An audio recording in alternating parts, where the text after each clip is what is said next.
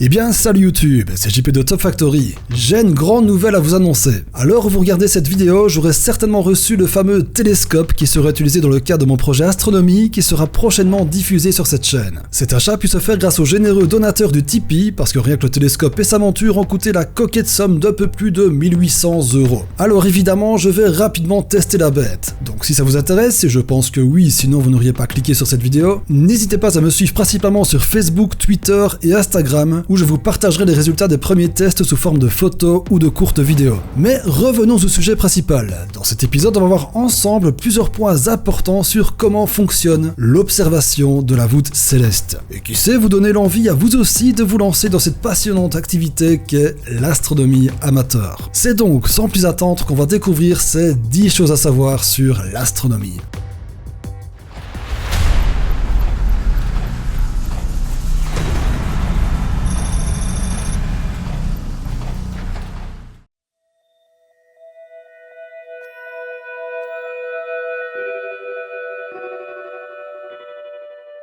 Le matériel d'observation. Figurez-vous que vous avez toutes et tous l'équipement de base pour faire vos premières observations. Et cet outil, ou plutôt ces outils, sont vos yeux. Dans des bonnes conditions, et suivant l'endroit où vous vous trouvez, vos yeux sont capables de capter la lumière de plusieurs centaines, voire plusieurs milliers d'objets dans le ciel. Avec certaines applications sur PC ou sur téléphone, vous pouvez d'ores et déjà apprendre à repérer des magnifiques objets tels que des planètes, des nébuleuses ou encore des galaxies. Le souci, c'est que l'œil humain a ses limites. Il ne capte pas assez de lumière pour voir suffisamment de détails de ces objets. Et c'est là qu'intervient le matériel d'observation. Ça peut être des jumelles, une lunette astronomique ou encore mieux, un télescope. La quantité de lumière captée par ces outils est bien plus importante que celle captée par l'œil humain, ce qui vous permettra de voir de nombreux détails qui vous étaient invisibles à l'œil nu, comme par exemple les anneaux de Saturne, la tache rouge de Jupiter, les détails des cratères lunaires, quelques détails de Mars ainsi qu'une quantité d'objets cachés dans le ciel profond. Mais à côté de ça, la chose qui est certainement la plus importante à connaître quand on fait de l'observation, c'est que les objets du ciel semblent bouger sans arrêt, et c'est ce qu'on va tenter de comprendre dans le point suivant.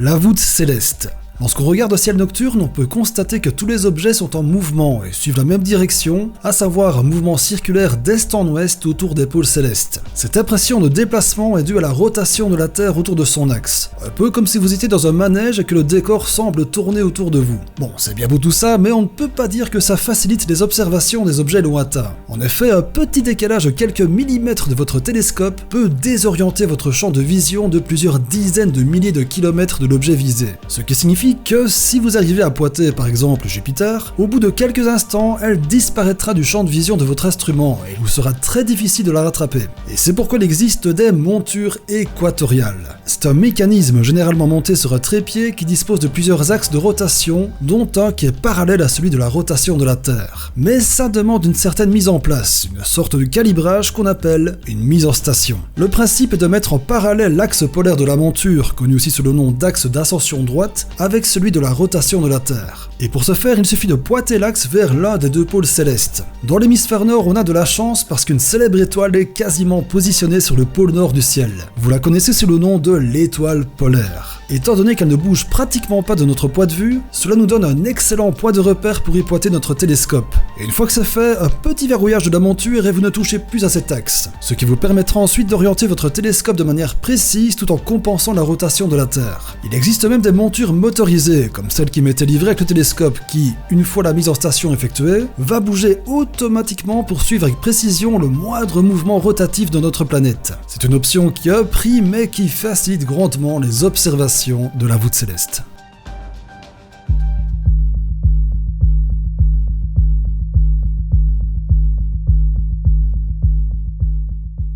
La pollution lumineuse. C'est l'ennemi numéro 1 de tout observateur du ciel nocturne. Les objets visibles à l'œil nu dans le ciel se comptent par milliers, à la seule condition que leur luminosité environnante soit la plus faible possible. En effet, dans des grandes villes, le nombre d'objets visibles à l'œil nu passe de plusieurs milliers à quelques dizaines à peine. Et pour cause, l'énorme quantité de lumière émise par les éclairages publics, les bâtiments et les véhicules. C'est pourquoi l'une des conditions indispensables pour une bonne observation du ciel est un endroit à l'abri des lumières artificielles. Mais il n'y a pas que ça à prendre en compte. La Lune, qui reflète une grande quantité de lumière émise par le Soleil, peut être, elle aussi, un élément lumineux perturbateur. La qualité d'une observation dépend donc fortement de la lumière environnante. Par exemple, dans le cadre d'une observation de la planète Saturne, si la majeure partie de la lumière captée par votre instrument provient uniquement de cette planète, vous verrez beaucoup plus de détails que si vous l'observez dans un environnement pollué par la lumière. C'est d'ailleurs pour ça que la plupart des objets célestes sont invisibles en plein jour. Et heureusement pour mon projet que je vous présenterai, j'ai la chance de vivre dans une région idéale pour ce type d'observation.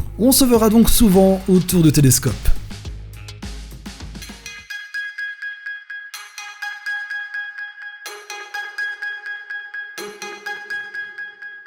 Les premières observations. Si vous décidez un jour d'investir dans un instrument d'observation, il faudra un certain temps pour vous familiariser avec votre nouveau matériel. C'est pourquoi, dans un premier temps, il ne faudra pas voir trop loin dans le ciel, pour la simple et bonne raison que vous risquez d'être déçu si vous n'arrivez pas à avoir rapidement des résultats satisfaisants. Votre lunette ou votre télescope risque donc de prendre la poussière dans votre placard. Il nous faut donc trouver un objet du ciel relativement simple à observer. Et quoi de mieux que notre magnifique satellite naturel, la Lune. Alors, la première erreur à ne pas faire, c'est de l'observer quand elle est pleine. En effet, c'est lorsqu'elle est en partie éclairée par le soleil qu'il faut l'observer. Et plus précisément, à l'endroit où se situe le terminateur. C'est la zone séparatrice entre l'ombre et la lumière du disque lunaire. En effet, c'est à cet endroit que vous pourrez admirer les ombres des nombreux cratères et collines à la surface de la Lune. C'est une merveilleuse expérience à la portée de quasiment n'importe quel matériel. Donc, pour celles et ceux à qui l'astronomie fait envie, inutile de vous ruiner dans un premier temps. Il existe des instruments à moins de 100 € qui vous donneront d'excellents résultats et avec lesquels vous pourrez vous faire la main. Et qui sait, après peut-être investir dans du plus gros matériel si, comme moi, le virus de l'astronomie amateur vous a contaminé.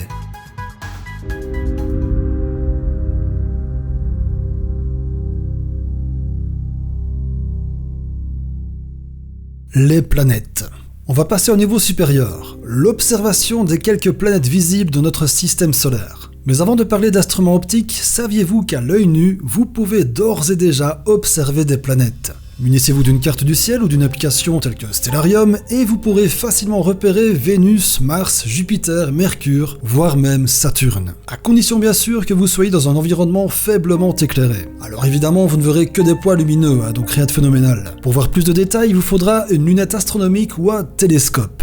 En fonction de son diamètre, de sa longueur focale et surtout de sa qualité de fabrication, vous verrez plus ou moins de caractéristiques physiques de l'objet visé. Mais gardez en tête que même avec des télescopes très onéreux, vous n'aurez jamais les mêmes résultats que sur les photos ultra détaillées prises par le télescope orbital Hubble. Mais rassurez-vous, quelques logiciels de traitement d'images ainsi que le matériel que j'ai reçu grâce au tipeur nous permettront de réaliser des prises de vue relativement impressionnantes des quelques objets planétaires à notre portée.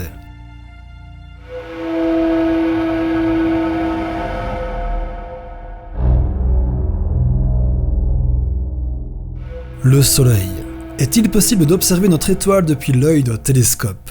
La réponse est oui, mais avec des extrêmes précautions. Ça n'est pas un secret, le Soleil est un objet extrêmement lumineux et peut être très dangereux à observer, même à l'œil nu. Et vu qu'un télescope est une sorte d'entonnoir à lumière qui va la concentrer en un point pour être ensuite agrandi par l'oculaire, je vous laisse imaginer les dégâts que ça pourrait occasionner à l'œil de l'imprudent qui n'aurait pas pris ses précautions. C'est pourquoi il existe des filtres à placer de préférence à l'entrée du télescope. Je dis ça parce qu'il existe aussi des filtres à placer sur l'oculaire, donc là où vous posez votre œil, ce qui est franchement à déconseiller. Pour la simple et excellente raison que la lumière de soleil non filtrée qui va rentrer dans votre tube va chauffer dangereusement les miroirs et les lentilles. C'est donc une lumière extrêmement chaude qui va arriver jusqu'à l'oculaire filtré où vous avez votre œil. Et suivant la qualité de fabrication de celle-ci, elle pourrait s'altérer et causer des dommages irréversibles à votre vue.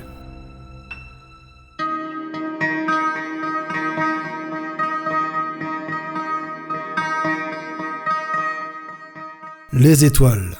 Ce sont les objets les plus nombreux observés dans un ciel nocturne. Bien qu'il est impossible de voir le moindre détail de ces astres, y compris avec les plus puissants de nos instruments, cela ne veut pas dire qu'elles sont dénuées d'intérêt. Bien au contraire. Après Après tout, c'est grâce à elle que les anciens explorateurs se repéraient lors de leur voyage. Et pour un astronome amateur, c'est un peu pareil, ce sont en quelque sorte des milliers de points de repère qui vous permettront de cartographier de manière précise la disposition des astres dans le ciel. Et avec un peu d'entraînement, vous apprendrez à distinguer les constellations ou encore observer les différentes couleurs des étoiles. Ce qui à terme vous facilitera grandement la vie lorsque vous chercherez à viser un objet précis. Mais pour celles et ceux que ça rebute, il existe heureusement des systèmes de visée automatiques. La monture qui me sera livrée avec le télescope est équipée du système Go2 du fabricant Skywatcher.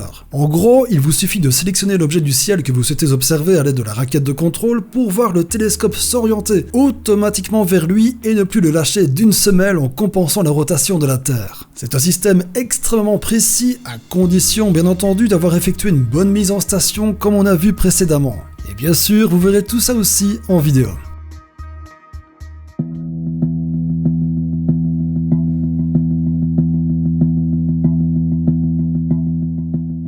Le ciel profond.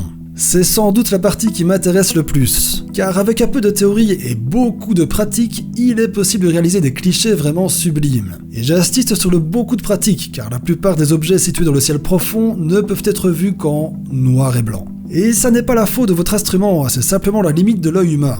Et il faut avouer que cela pourrait en démotiver plus d'un qui espérait capturer de magnifiques nébuleuses ultra colorées. Mais pas de panique, l'astrophotographie c'est aussi une histoire de traitement d'images. Je ne vais pas rentrer dans les détails cette fois-ci, mais il existe des logiciels très performants et parfois gratuits qui sont spécialisés dans ce domaine. En gros, pour vous faire un résumé, le principe est de faire plusieurs photos en pose longue, de les empiler et enfin les traiter. Je vous détaillerai tout ça dans une future vidéo, mais j'avoue que j'hésite à le faire sur cette chaîne ou bien ouvrir une chaîne secondaire dédiée uniquement à l'astronomie amateur ainsi qu'à l'astrophotographie. Je lancerai prochainement un sondage sur Twitter et Facebook pour récolter vos avis, donc n'hésitez pas à me suivre sur les réseaux.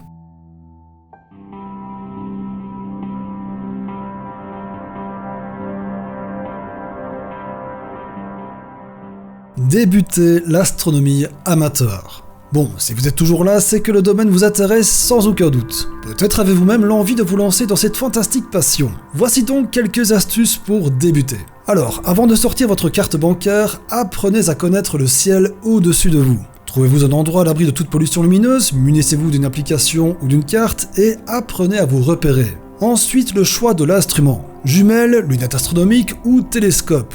Que choisir? Eh bien, ça sera selon vos attentes. Observez les cratères de la Lune, les planètes du système solaire, le ciel profond, l'astrophoto. Il y a de très nombreux facteurs à prendre en compte quant au choix de votre futur instrument optique. C'est pourquoi je vous invite à consulter l'excellent article d'astrophiles.net, spécialement destiné aux débutants voulant acquérir leur premier outil d'observation. Allez voir le lien dans la description. Et enfin, dernier conseil pour celles et ceux qui veulent commencer, n'ayez pas peur de demander de l'aide sur le net, à une boutique spécialisée ou aux membres d'un club d'astronomie par là de chez vous. C'est une passion qui demande beaucoup de patience pour avoir des résultats satisfaisants. Et ça serait dommage de ranger votre télescope dans un placard parce que vous n'avez réussi à rien voir de cool lors de votre première sortie.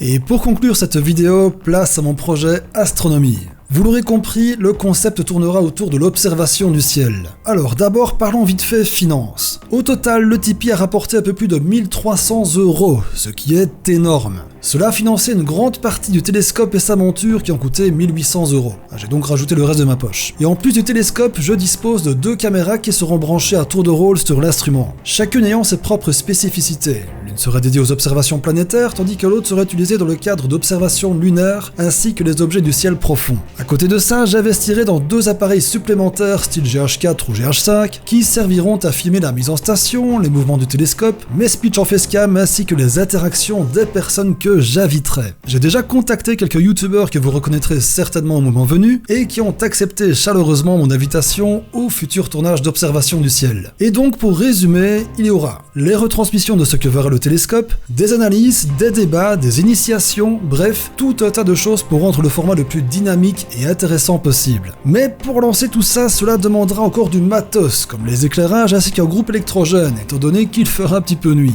C'est pourquoi je laisse le Tipeee ouvert, ainsi que les comptes contrepartie évidemment pour celles et ceux qui souhaitent me donner un petit coup de main financier. Je suis conscient que c'est du matos assez onéreux, j'espère que vous ne prendrez pas ça pour de la mendicité. C'est juste que je souhaite réaliser ce nouveau format dans les meilleures conditions possibles. Et si vous voulez avoir plus de détails, tout est expliqué sur la page Tipeee. Le lien dans la description, merci d'avance. Épisode terminé, j'espère que ces quelques infos sur l'astronomie amateur et mon projet vous ont intéressé. Si vous voulez me faire plaisir, lâchez un petit pouce en l'air, un commentaire et un abonnement si ce n'est pas encore fait. Moi je vous dis à très vite pour une prochaine vidéo, alors en attendant, prenez soin de vous les amis. Ciao.